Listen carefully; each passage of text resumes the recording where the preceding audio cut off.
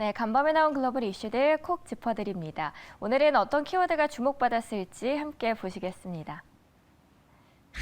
네, 오늘 나온 6가지 키워드고요. 여기서 살펴볼 오늘의 이슈들은요.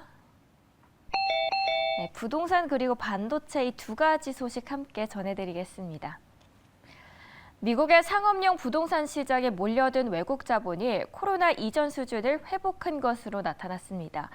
월스트리트 저널은 지난해 외국 자본이 구입한 미국의 상업용 부동산의 총액은 84조 8천억 원에 달한다고 보도했는데요. 이 규모는 코로나가 발생한 2020년에 외국 자본이 사들인 총액의 무려 2배 규모로 2018년 이후 최고치입니다. 지난해 미국의 상업용 시장을 사들인 대표적인 국가로는 캐나다와 싱가포르, 그리고 한국과 영국을 지목했습니다. 한국은 2019년만 해도 외국 투자자 중에서 10위였죠. 그런데 코로나 이후 미국이 초저금리 정책을 도입한 2020년에는 3위로 훌쩍 뛰어 올라와 있습니다. 한국 투자자들은 초저금리 덕분에 환율 해지 상품의 가격이 대폭 하락한 상황을 이용한 건데요.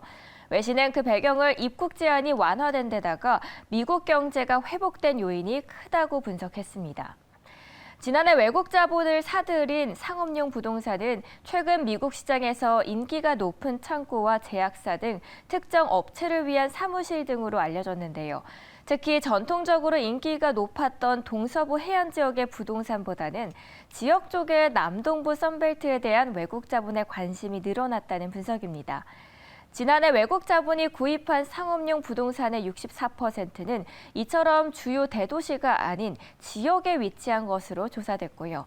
외국 투자자들은 2020년에도 미국 상업 부동산 시장에 대한 투자를 계속해서 늘릴 것이라는 전망입니다.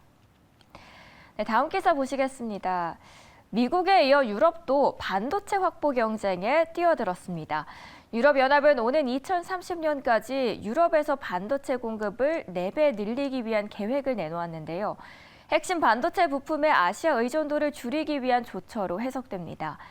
반도체 생산은 주로 한국과 대만, 중국 등 동북아시아에서 이뤄지고 있죠.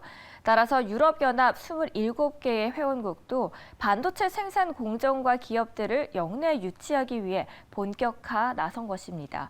현재 세계 시장에서 EU 회원국들의 반도체 생산 점유율은 9% 수준인데요. 유럽위원회는 이날 유럽 반도체 칩법 도입을 제안하면서 이 법을 통해 공공과 민간 부분에서 59조 원을 투자하고 반도체 시장 점유율을 2030년까지 20%, 즉 2배 남짓 늘리는 야심찬 계획을 밝혔습니다. 유럽위원회 위원장은 반도체 없이는 디지털 전환도 없고 기술 분야의 지도력을 발휘할 수도 없다면서 가장 앞선 칩을 확보하는 것이야말로 경제적 그리고 지정학적 우선순위가 됐다고 전했습니다. 세계적인 반도체 경쟁 속에 조 바이든 미국 행정부도 의회 62조 규모의 반도체 산업 육성 계획에 대한 승인을 요청해 놓고 있죠. 한편 유럽위원회의 이번 제안이 실현되려면 유럽연합 회원국과 또 유럽연합 의회의 승인을 기다리고 있는 상태입니다. 네, 잠든 사이 나온 따끈한 외신 보셨고요. 오늘의 키워드 함께 하셨습니다.